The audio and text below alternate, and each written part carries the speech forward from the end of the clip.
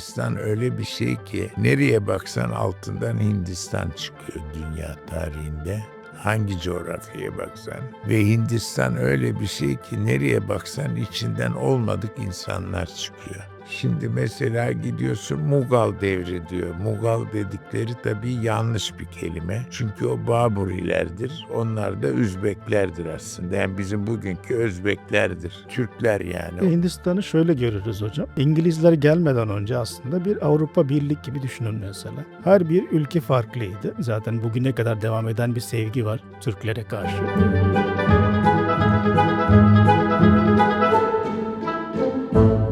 Hindistan Zamanı programına hoş geldiniz. Ben Rajesh Rapaka. 25 yıldır Türkiye'de yaşıyorum ve geldiğim günden beri bugüne kadar Hindistan hakkında birçok soruya cevap vermişim ve hala Hindistan'ı çok merak ediyorsunuz. Bunu anladım. Dolayısıyla dedim ki bir tane program yapalım, bir tane podcast yapalım. Bol bol Hindistan'ı konuşalım istedim. Bugün benim için çok değerli hocamızla birlikte bir podcast yapmak istedim.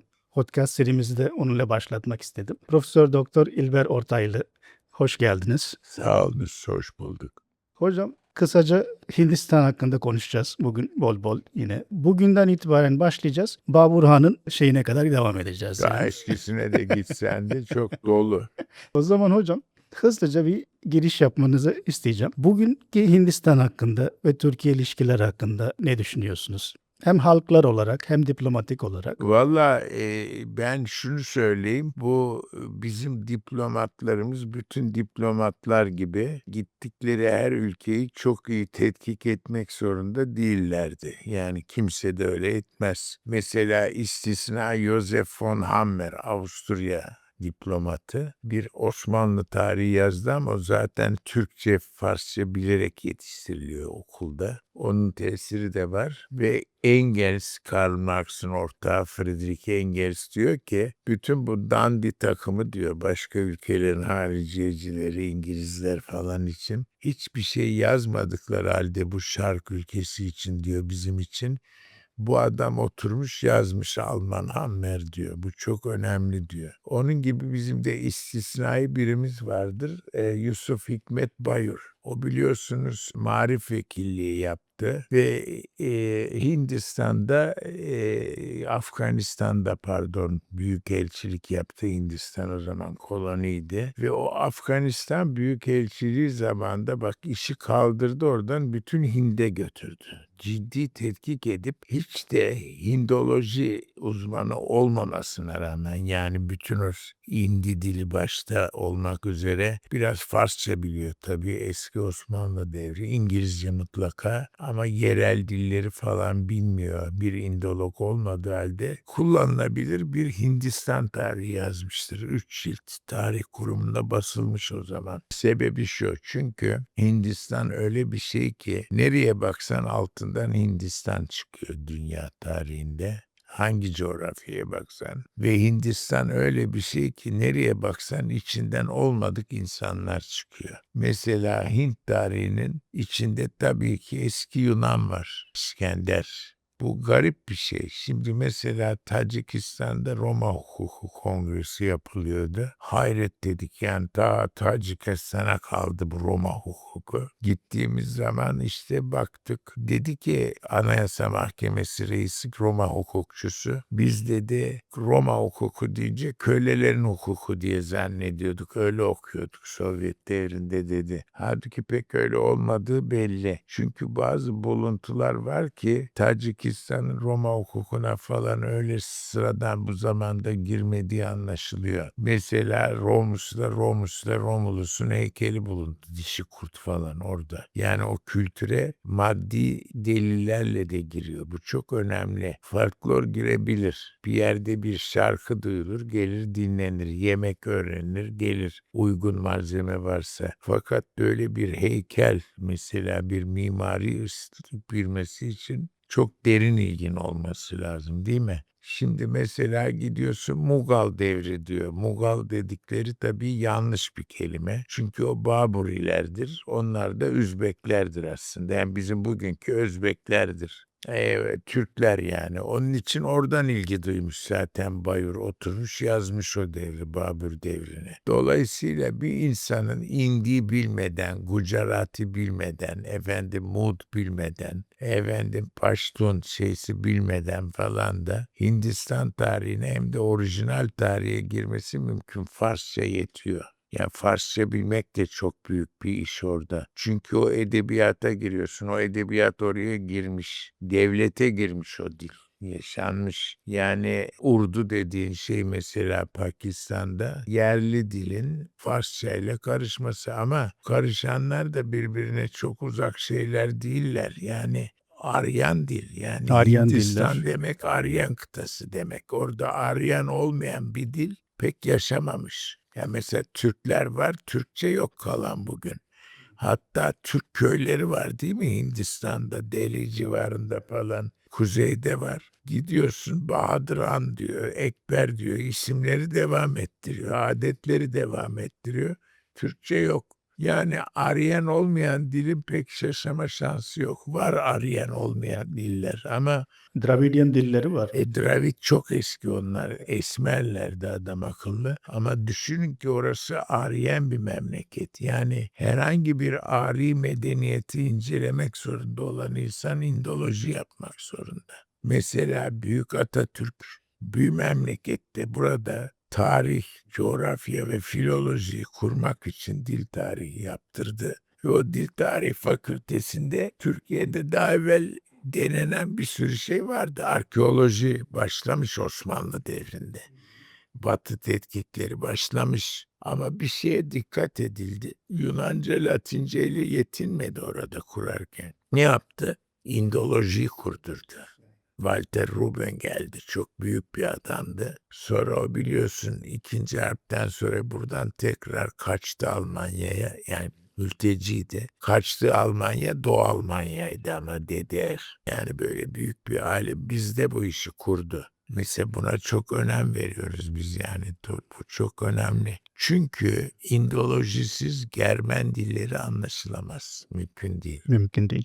Mümkün değil. Sanat öyledir. Ama Hindistan aynı zamanda da dikkat et. Güneyinde ne kadar farklı bir mimari var, kuzeyinde ne kadar farklı, değil mi? Gelen Baburilerin ve daha evvel Gaznevilerin falan bıraktığı eserler ve onların kalıntılarıyla yaşıyorsunuz. Çok önemli. Ve yüzlerce milyon insan bu kültürün içinde hiçbir kompleksini duymuyor. Bunu yaşıyor. Bu önemli. Yani Hindistan'da aslında bu dinler arasında niye kavga çıkıyor? Bunu anlamak çok zor. Mesela Gandhi bundan çok şikayet ediyordu. Ediyordu, haklıydı adam. Çünkü bu tip bir kavga daha evvel yok.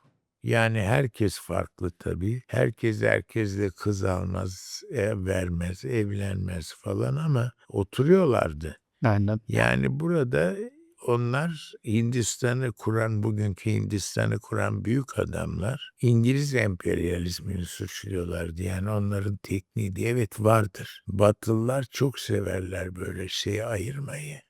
Divide and rule. Yani divide and rule'dan da ötede bu başka bir şey. İlla bir farklı bir şey yapacak. Mesela senin kardeşin şuradakilerden pastayı seviyorsa sen illa baklava diye tutturursun. Bu Batı kültüründe yamyamlıktan kalma bir şey böyle yani çok farklı bir şey ağaç üstünde yaşamaktan. Çünkü ürben kültür çok gençtir Avrupa'da. Urban şehir kültürü çok gençtir. Halbuki Mezopotamya'da, Mısır'da ve eski Hint'te değil mi Mohenjo-darolar, dariler falan çok eski. Çok eski. Dolayısıyla şehirdeki insanın yaşam biçimindeki farklılıktan hoşlanması, hepsini birden denemesi buraya has bir şey. Kültür bu yerde yani bu Akdeniz'in ve okyanusun belirli çevrelerinde oluyor. Şimdi mesela yazı hiç dikkatini çekti mi? Çinliler başka yazı kullanıyor, piktografik yazı. Hindistan'a geldiğin zaman bitiyor bu iş. Nedir o? Fonetik alfabe. Devanagari'ye geçiyoruz. Fonetik.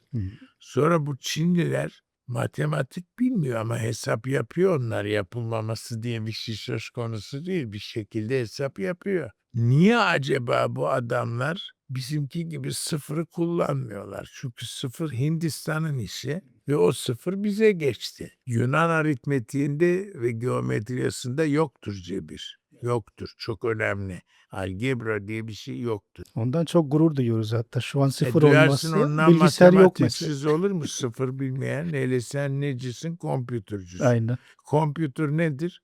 1-0. Sıfır bilir, bir bilir. Başka bir şey bilmez. Sıfır nedir? Bir aslında değerdir. Hiçbir sayıma girmez. Sen o bir sıfırın etrafında biri eklersin, toplarsın, böyle toplarsın. 4 işlem de yoktur aslında. Değil mi?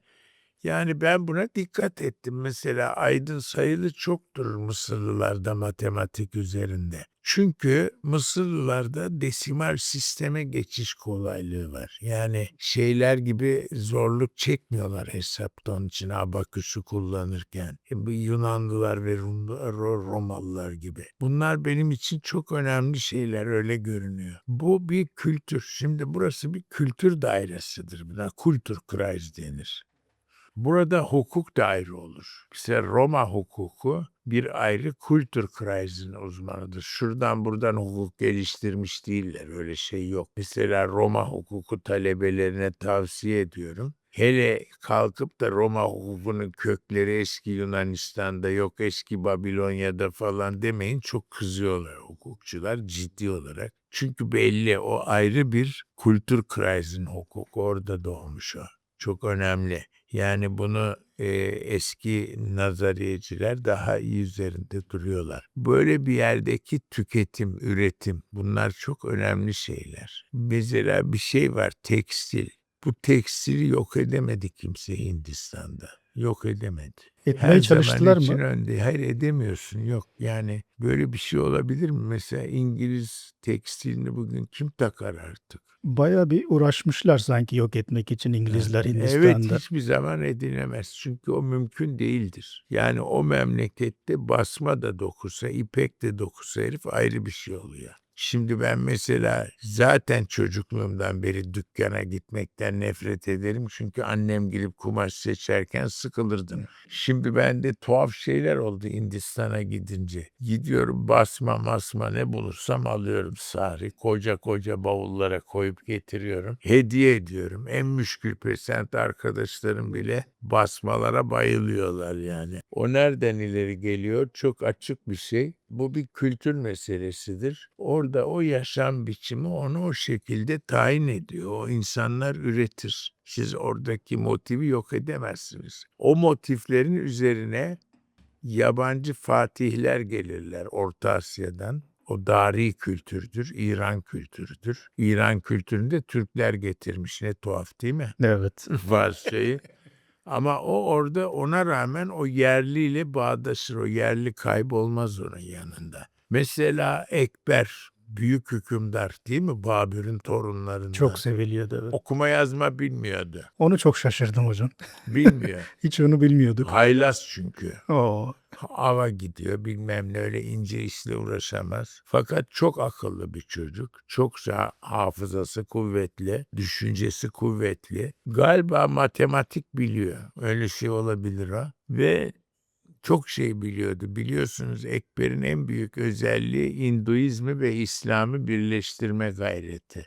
Mesela onun yazdığı bir kitap var hocam. Dine ilahi diyor mesela. Evet. Ben bu kelimeleri de bakıyorum mesela. Aynı zamanda Baburhan'ın yazdığı kitapları da bakıyorsunuz. Ama Babür Baburname. okumuş bir çocuk. Farsçası da çok Mesela iyi. kelimeler hepsi sanki Türkçe'ye çok benziyor mesela. O kullandıkları diller, kullandıkları kelimeler, Türkçedeki bugün bile kullanılan bir sürü kelime Şimdi görüyoruz tam mesela. böyle bazı bu tasavvufi tabirler Farsçadan bize de öyle geçme, size de öyle geçme. Yani öz Türkçe, çok eski Türkçe'ye has kelimeler yok da bugün Hint'te Tanrı falan yok herhalde, ama tasavvuf dili çok eski, o Türklerle geldi. Size de öyle geçti, bize de öyle geçti. Yani bir şeye dikkat ediniz. Müslümanlık dinini öğrendiğimiz ana kaynak Arapların kendileri değil, aradaki muallimler İranlılardır. Hı. Yani Sasani İran'ı Müslümanlığı düşünerek ve benimseyerek kabul etti. Biz öyle değil, biz yavaş yavaş ettik. Çok hızlı değil. Yani ilk Müslümanlar 7. asırda görülmez Türk dünyasında. Ta 10. asırda başlar, değil mi, Uygurların Doğru. Hı. arasında? Hatta 18'de Müslüman olan Türk kabileleri var Kafkasya'da falan. Ve o arada Hindistan'da da böyle bu iş. Yani sindire sindire oluyor. Kimseye kılıç zoruyla kabul ettirilmiyor. Öyle şey olmaz. Yunan mitolojisinden, düşüncesinden gelme fikirler var. Onlar nasıl geliyor? Yani İskender adam keserek mi millete Yunan medeniyeti öğretiyor? Öyle bir şey olamaz. Aynen. Onları benimsiyorlar. Veriyor da. Alıyor, veriyor. Çok önemli. Ya, şey de var sanki böyle bir farklı bir dinsen o din için ekstra bir vergi uygulama Efendim? yöntemleri de varmış yani. Vergi çünkü merkezi devlet. Hindistan'da büyük bir imparatorluk yok. Var da çok kısa ömürlü. Yani o İran İmparatorluğundan da çok alınıyor. Yani İranlılar toprağı işlemek, toprak üzerinde vergi koymak, merkezi devlet hazinesi yaratmak onların işi. Şimdi mesela bak demin söyledik sıfır. Sıfır bilmeyen dolayısıyla hiçbir şekilde kombinasyon yapamaz. Değil mi? Şimdi mesela 64 tane kare var satrançta. Bu belli ki Hint-İran dünyasının keşfi. Aynen. Çünkü 64'ü açıyorsun 63, 62, 61 diye. Onun için satrancı hiçbir zaman akıllı beyinden öğrenemezsin. Mümkün değil. Kendin geliştireceksin, oraya yükleyeceksin. Yani o çok geniş bir şey. O kadar hücre olamaz senin beyin aletinde. Çünkü 92 sene istiyormuş bir beynin sizinkilerin hesabına göre. Çocuğun 2,5 senede kıvırabileceği şeyi en iyi şekilde 92 senede öğreniyor bu beyin. Yani o 2 yaşındaki çocuğun Türkçesini yahut bilmem Hintçesini. Olmaz. Bu onun için bu zeka başka bir şeydir. Bunlara böyle kolay cevap da veremezsiniz. Mümkün değil bu. Mesela niye kimya ilmi, kimya biliyorsun Şemya'dan geliyor. Şemya Mısır'ın adı. Hımm. Mısırlılar kendi ülkelerine Şemya derler. Yani Mısır ilmi o. O kadar metalin kullanılması, maddenin, elemanın ne olduğu özelliklerinin kullanımıyla birlikte onların işi. Onlar bilir onu. Değil mi? Sodyum mesela, natrium. Niye öyle? Niye yani? Şeyde buluyorsun mezarlarda rutubet çeker değil mi? Ama onun dışında onun bir şey olduğunu, ayrıcı eleman olduğunu biliyor. Onun dışında nerede kullanılabileceğini biliyor. Niye? Çünkü anatomi yapıyor. Dolayısıyla anatominin uzun bir zaman Bolonya'da ve Paduva'da keşfedildiğini, yani bu ilmin kadavra doğramanın, bu bir tevatürdür. Şehir efsanesi. Bu anlaşıldı. Çünkü bak dikkat et. Burada eski Küçük Asya'da, yani Yunanlılar ve Helenistik devirde bile kadavra kesmek zinar, felaket bir şey. Tanrılar çarpar insanı. Yani bunu düşünemezsin bile. Yani Hipokrat adam kesemez. Kadavra kesemez. Aristotle kesemez. Aristotle bütün vücut araştırmalarını kuşlar ve ölü hayvanlar üzerinde yapardı. Bunu kim yaptı? Mevli Polis diye bir adam çıktı Kadıköy'den, Karkedon'dan. Mısır'a gitti, Helenistik Mısır'a. Orada rahiplerle bu işi yapıyorlar. Çünkü kadavra kesiyor, mumya yapıyor. O şekilde İskenderiye'de başlamış aslında anatomi bu. Son zamanların keşfi. Sonra o işi yürüttü, Doktor Mengele gibi olmaya kalktı. Bir de bunlar canlı durumda nasıl çalışıyor diye fizyoloji. İdam mahkumlarına ya ölürsün ya da kabul edersen kurtulursun ama seni canlı canlı keserim diyor. Böyle bir ahlak dışı, kabul edemeyeceğimiz, yani Aristotelyen ahlaka da aykırı bir direnişe girmiş. Bu ilginç ama bakın ciddi olarak anatominin sistematik olarak bakılması, bu vücutta bu organlar nedir, nasıl olur, bunun çürümemesi için bunun hangisi imha edilir, nasıl korunur, hangi maddeyle saklanır, bunlar orada Mısır'da başlayan şeyler, ilaçlar falan. Şimdi yavaş yavaş yine Hindistan'a dönsek. Hindistan bugün çok kalabalık bir ülke. Hep öyleydi. Her zaman için tekstil önde giderdi. Emek ucuzdu ve iyiydi.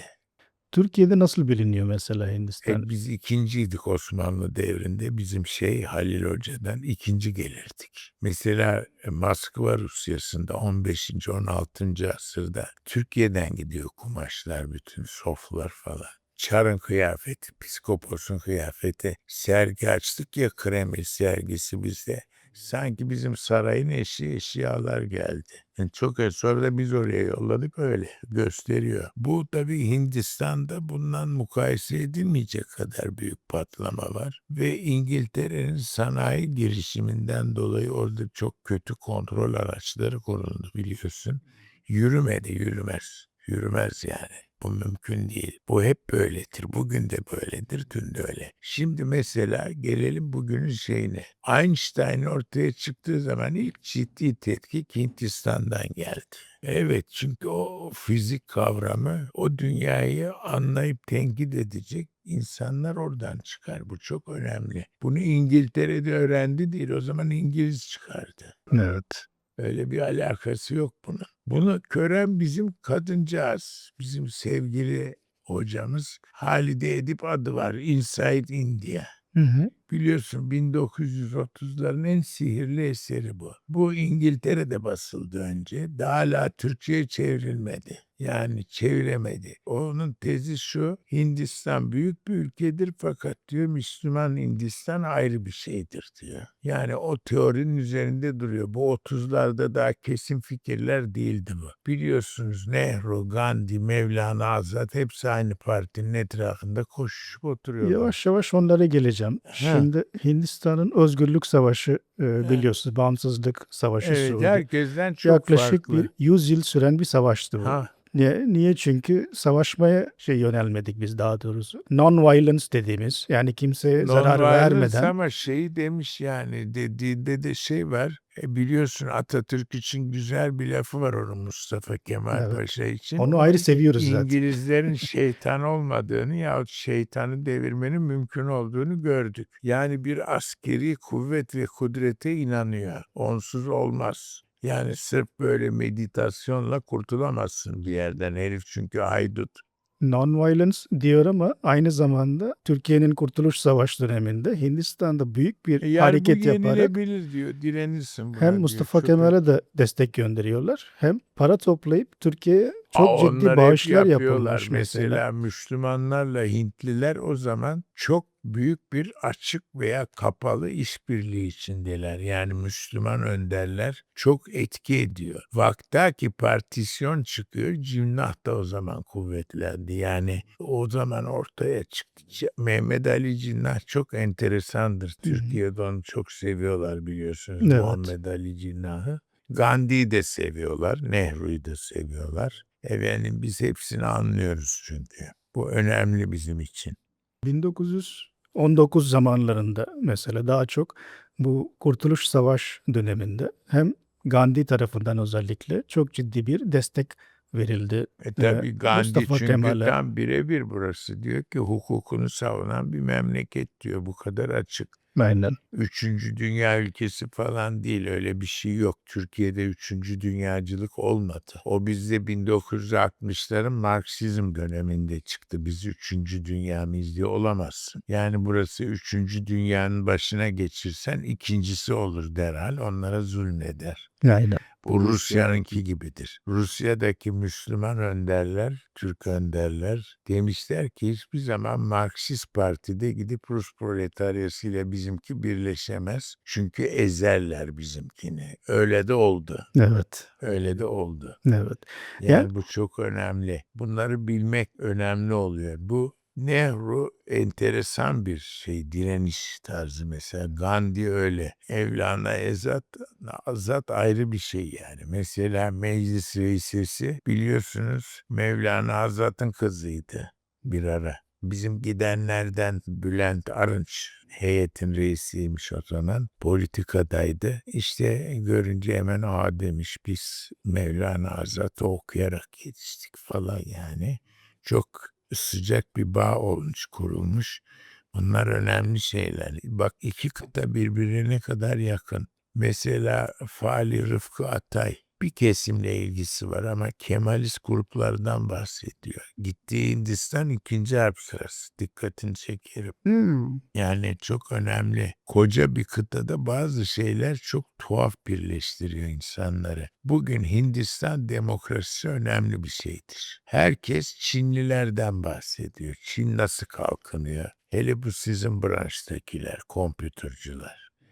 Aman nasıl iyi gidiyor. Geçen aylarda Aziz hocamız geldi biliyorsunuz, Türk Nobel'i. Şey söyledi, ben talebeyken dedi Amerika ilim yapıyordu. Rusya gerilemeye başlamıştı, silah yapıyordu. Şimdi Amerika silahçı oldu, ilim geriledi. Çin'de sıra diyor. Bakan bir şeyin yalnız farkında olmak lazım ki bu işte öyle 3 günde olmuyor. Ana neye bağlı bir şey. Yani Hindistan her zaman için bir şeyleri yapan bir şeydir, ilerler. Mesela sanayi üretimi düşük görünür bugün mesela Çin'den ama kalitelidir. Yani ben ilelebet Çin tekstiliyle geçinemem. Ben onu söylüyorum. Şimdiden Türk tekstili yaşamak istiyorsa Hindistan'a dikkat etmek zorunda. Onunla velosipede binecek, yani tekeri ona göre uyduracak. Çok önemli bu. Kompütür mesela öyle. Biliyorsunuz piyasada Ruslar, Hintliler ve Türkler ve İranlılar yarışıyor. Şimdi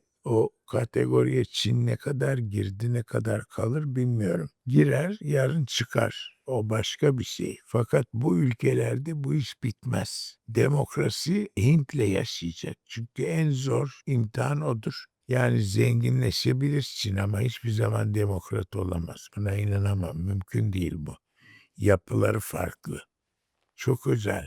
Sonra mesela nükleer enerji. Tabii ki Hindistan'ın nükleer enerjiye sahip olması iyi oldu. Çünkü bir atom kulübü, yani nükleere sahip insanların belirli bir centilmenlik, belirli bir ilişki tarzı etrafında birleşmeleri gibi kulüpler var ya, oraya bir sürü herif giriyor, çeşitli huyu suyu olan, paralarından başka ortak hiçbir şey olmayan ama orada itişmeden, kakışmadan kardeş gibi oturuyorlar. Kulüp o. Atom kulübü de ancak kulüple olur. Yoksa herkes birbirini bombalamaya başlar karşılıklı kaldın mı? En felaketli yıl Nagasaki ve Hiroşima'dan sonra Sovyetlerin bu işe çok önem vermesi, yıkılan Almanya'nın alimlerini kaçırarak veya zorlayarak veya satın alarak bu bombayı keşfetmesi, biliyorsunuz çekirdeği parçalaması ve ondan sonra felaket bir ara ikili. Hatta Rosenbergler savunmada demiş, iki yerde bombanın olması hayırlıdır birinden olmasından. Şimdi bugün daha fazla yerde oldu. Ben buna iyi diye bakarım. Yani insanlar o sayede bu kötü, yok edici silahı kullanma konusunda kurallara daha çabuk uyarlar. Yoksa ikisi kalsa felaket olur yani. İkisinin etrafında kümelenme olur. Çünkü ana unsurun etrafında birer veya ikişer olması iyi değil. Yani 3 kişi olursan, 3 kuvvetli, o zaman 3 büyüklerin çerçevesi değişir. Bu önemli. Demokrasi için de bu. Dünyanın en tezatlı cemiyeti, bir zamanlar en fakir cemiyeti, en problemli cemiyeti, demokrasinin en büyük bir nüfusla temsil edildiği yerde. Asya'nın değil, bütün dünyanın en büyük demokrasisi. Bugün bile mesela Amerikan demokrasisi yetmez. Batı Avrupa bir hayaldir. Yani Alman toplumunun mesela bu Batı Avrupa'yı sürükleyen toplumun demokratik anlayışı, kurumları, dünya ile ilişkileri son derece küstah ve son derece rahatsız edici oluyor. Çünkü demokrasi oturmamış. Yani bak bunun üzerindedir. Modern Almanya'nın demokrasisi kurulduğu zaman eskisinde de zaten pek bir şey yoktu. Ele gelir Hindistan çoktan artık zamanın demokrasi içinde yaşıyordu. Yargı birliği, parlamentarizm, basın hürriyeti değil mi? Bunları tatbik ediyordu. Dolayısıyla kim kimden ne öğrenecek? Onun için böyle bir kuvvetin olması Asya ve Avrupa kıtası dışındaki dünya için çok önemli oldu. Bunu da böyle bilmek lazım.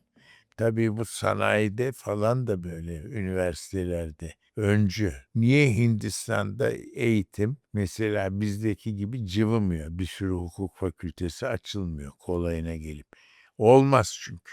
Yani adamın oradaki o sistemi, aldığı sistem, gördüğü şey çok önemli. Evet. Çok önemli. Yani niye baro böyle işlemiyor? Daha başka bir şekilde değil mi? Bakacaksınız ona. Bunların üzerinde düşünmek gerekiyor. Ben Hindistan'ın çok benimsenip çok incelenmesinin faydalı olacağı kanaatindeyim. Teşekkür ederim. Bu incelenme konusunda gelince gerçekten dediğiniz gibi tam Atatürk zamandan beri Hindistan'a karşı ciddi bir ilgi var demiştiniz. Evet ama bu Artı eskiden beri var. Size ilk Hindistan seyahatnamesi Direktör Ali Bey'indir. ha, 19. asır. Toyun Umumiye Direktörüdür aslında. ha, Yani mali iflas halindeki haciz komisyonunda çalışan önemli bir memur. Duyun Umumiye Direktörünün maaşı Osmanlı Nazırı'ndan fazlaydı. Yani borçlar komiserliği değil mi? Orada. Merkezi İstanbul Lisesi'ndeki bina, yani bugün İstanbul'daki. Onun Hindistan tasvirini lütfen bir bakmak lazım. Türkçe'ye yeni harflere de çevrildi. Bunlardan mesela benim 3 tane seyahatname vardır. Birisi tabii Fali Rıfkı, birisi bu Direktör Ali Bey, daha eskisi. Hiç şüphesiz ki Halide Hanım'ın Hindistan üzerindeki görüşleri. Bunlar bence 3 Türk münevverinin üslupları çok etkili yazarların ele aldıkları Hindistan, 3 ayrı devir. Bir asrı inceleyen 3 ayrı devir. Bunlara bakınca görürsünüz. anladım. Hocam genelde makalelere baktığım zaman veya yazıları gördüğüm zaman Hindistan'dan bahsederken hem Türkiye'de hem İngiltere'de bir de Hindistan Müslümanlar diye bir şey ayırmaya bir yönelik Hindistan Müslümanları görüyorum. diye bir kategori var tabii yaşayış itibariyle, bunu görüyorsunuz. Hı.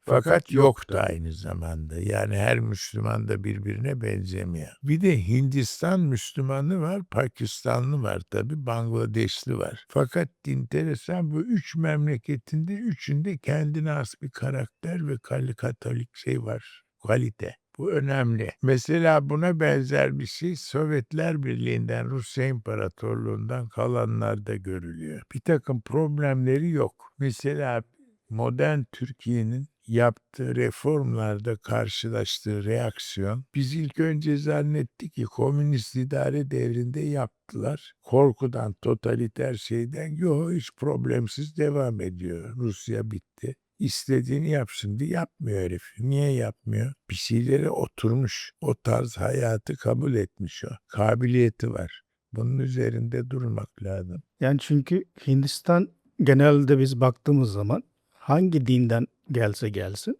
biraz Hintlileşiyor diyoruz genelde. Yani Ama belki Hindiler de aynı mı bakalım Kuzey ile Güney Hindistan arasında? Herhalde farklılık var. değil, öyle görünüyor. Sadece kuzeyle güney değil tabii birçok eyalet var şu anda Hindistan'da Ya baktığımız zaman. komünizm var ya, 2 tane eyalette komünist Komünist partiler Parti var aynen. yönetiyor. Yani Fıstık gibi de gidiyormuş iş. Ben gidip bakmadım ama Kerala falan diyorlar ki sosyal organizasyon bakımından mükemmeldir mükemmel. Hindistan'ın %100 eğitimine sahip. Bütün nüfusun eğitim seviyesi çok yüksek. Yani tartışma seviyeleri çok yüksek. Bir eyalet mesela. Koalisyon da var. 3 ayrı görüşlü komünist parti koalisyonu oralarda bazen. Bunlar şaşılacak şeyler. Yani biz daha doğrusu Hindistan'ı şöyle görürüz hocam. İngilizler gelmeden önce aslında bir Avrupa Birlik gibi düşünün mesela. Her bir ülke farklıydı. Biz kendimiz karar vererek yani İngilizlere gönderdikten sonra biz dedik ki evet bir ülke olarak yaşayacağız dedik. Bir Avrupa Birliği gibi bir Hindistan Birliği oluşturduk şu anda. O yüzden sadece kuzey ve güney değil her bir ülke olarak farklı olmasına rağmen tek bir ülke haline gelmiş gibi görüyoruz daha doğrusu şimdi. O yüzden o kültürlerde devam ediyor, o dillerde devam ediyor, resmi dillerde devam ediyor. Tabii evet. Yani Onlara dokunulmadı deniyor. Aslında dokunulmadı değil, dokunulamaz. Onlar da öyle birbirine bakarak bir şekilde onu yıkamaz. Gidecek, devam edecek öyle. O onların özelliği olacak. mesela şimdi Hyderabad'a gitmişsiniz. Orada görmüşsünüzdür Müslümanları. Onlar daha çok Telugu Müslümanlar örnek mesela ama Telugu bölgesinde yaşayanlar olarak baktığımız zaman onlar da bizim kültüre daha yakın örnek Evet. mesela güneydeki. Yine kuzeydekiler daha çok biraz farklı olabiliyor. Evet. Yani Bir biraz de da kadınların yönettiği racalık vardı. Bhopal. evet. Ondan da biraz bahsetmek ister misiniz? İşte Bhopal Maharanası geldi Türkiye'ye. Ya Fransızca ya İngilizce ya ikisini de konuşuyor. Tabii Sultan Reşat devri. Sultan Reşat yabancı dil bilmiyor diye biliniyor. Yani o dilleri konuşmuyor. Bazıları konuşur hükümdarların. Sultan Murat mesela. Hatta Abdülhamit'te bile var konuşma. İtalya prensi geldiğinde veliaht o şeylerle, prenslerle Fransızca konuşmuş hep. Tabii sonra hareme geçiliyor. Sultan hanımlar ziyaret edilecek. Orada padişah refakat ediyor misafirine. Ama mütercim yok ortada. Farsça konuşuyor Sultan Reşat. Farsça biliyor, edebiyattan hiç konuştuğunu falan duyan olmamış. Mükemmel konuşuyor. Bhopal racası. Bak işte orası Farsça bölgesi değil. Maharana kraliçe şey yapıyor. Farsça biliyor. Bu enteresan. Mesela Indira Gandhi bilirdi. Ve denildiğine göre Ziyaül Hak'tan daha kıyak imiş Farsçası. Ben bilmiyorum. El alemin yalancısıyım ama olabilir. Mesela bizim bazı meslektaşlarımız var. Şahın zamanında İran'a gidip okumak falan belaydı Savak'ın şeyinden. Okuma bunlar daha akıllı davrandı o sayede. Biraz daha bırakıyorlar. O arkadaş yani o meslektaşımız benden de büyük. Çok iyiydi Farsçası ve Hint'te öğrendi. Yani Hindistan'ın bir Fars kültürü katmanı da var. Bu çok önemli. Bunu getiren de Türk. Bu Türk İmparatorluğu'nun böyle görevleri de var tarihte. Yani oradan oraya aktarır. Söylemişler ya İran'ın terazisini Belgrad'a taşıdı diye. Aynen. Teraziye bulvarı. Şimdi bizim ilk başbakanımız mesela Sayın Jawaharlal Nehru. Yani onun Hindistan'ı kurduğu zaman, o zaman ilk başbakanımız olduğu zaman yaptığı hareketlerinden daha çok ben burada daha çok yaşadığım için şimdi görüyorum ki aslında Atatürk'ten esinlenmiş gibi Tabii hissediyorum. Atatürk mesela hiçbir zaman Pakistan'ın Müslüman uleması kadar Kemalizmin hakkını veren yoktur. Rahmetli hocamız Fazlur Rahman ne kadar aydınlık bir adamdı. Cevdet Paşa'yı ben ondan iyi anlayan bir Türk akademisyen görmedim. Doğru cepheleriyle. Ve sorsan Türkçe bilmiyorum der. Yalan hepsini okumuş. Tevazuundan. Ondan sonra ya ben o sıra çünkü doktora yapmıştım yani biliyorum sen ne diyorsun. Evet. Yani son derece kültürlü ve son derece aydın bak mesela bir lafla çok çat. Bazı Filistinli arkadaşlar çok tenkit ediyordu bize. Öyle Amerika'da böyle bir suda yüzen takım vardır doğululardan. İşte medeni kanunu kabul ettiniz. Siz çıktınız İslam'dan. Herif dedi ya medeni kanun bir içtihattır dedi. Radikal içtihattır dedi Fazıl Rahman Hoca. Yani böyle çok keskin güzel görüşleri vardı. Çünkü tıpkı Hamidullah gibi. Yani medreseyle Oxford'u birlikte halledenler. Onun için mesela o dünya çok değişik. Yani Hindistan gibi karmaşanın, renklerin içinde yaşayan insanın dünyaya bakışı nereye girerse girsin farklı olabiliyor.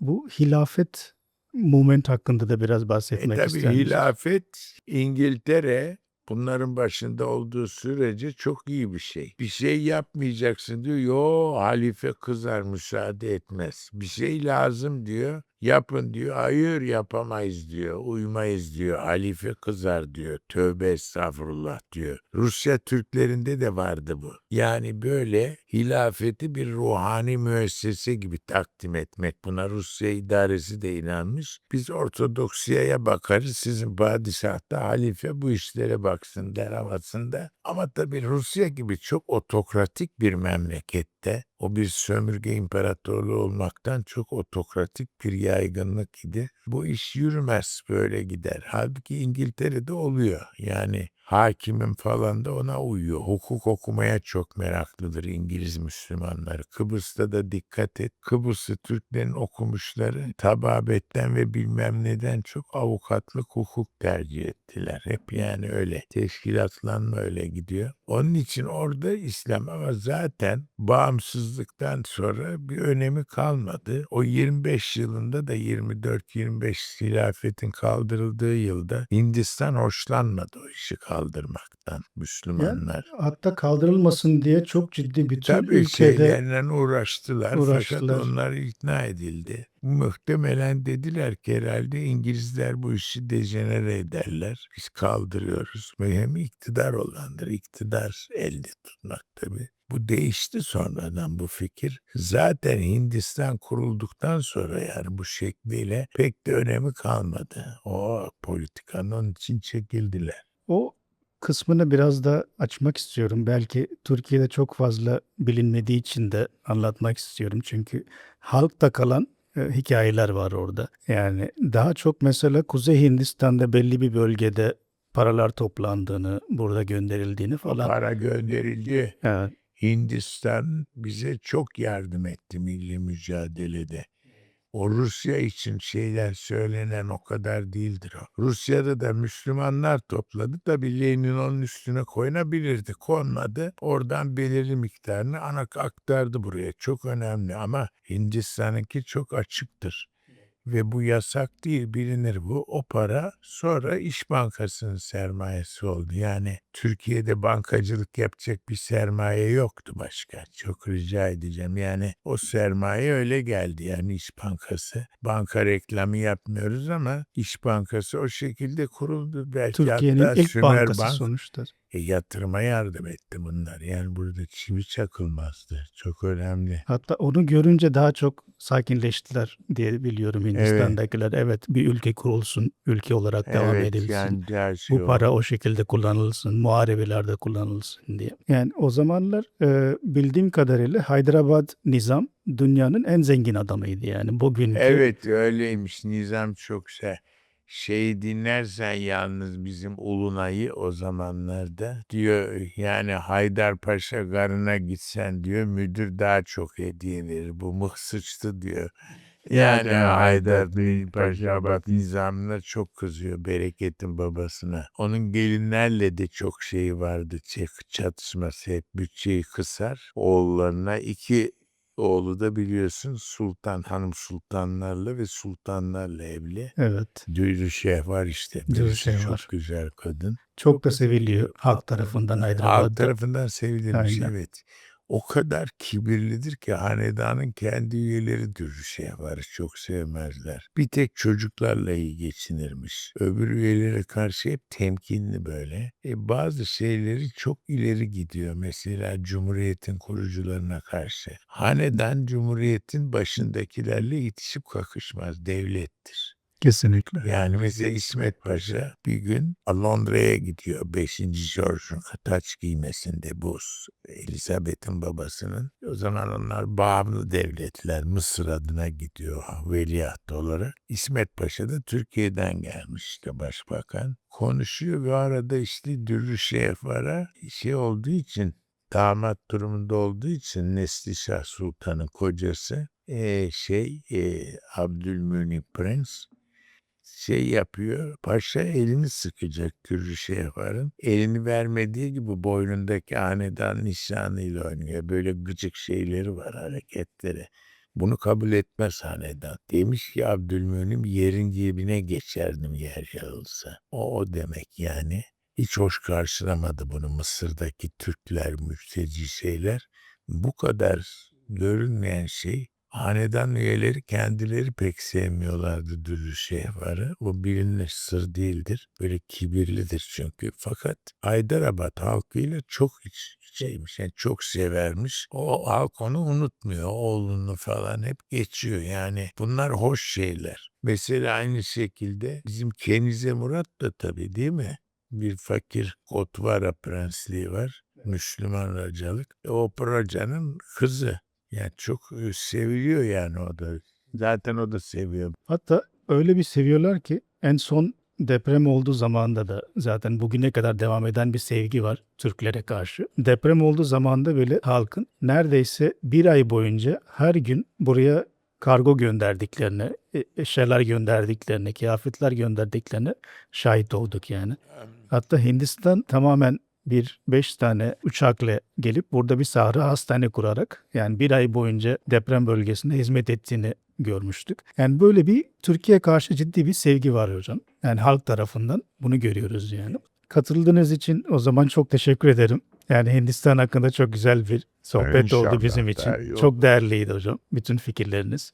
Çok teşekkür ederim geldiğiniz için. Sağ olunuz, görüşürüz gene. Tabii ki hocam.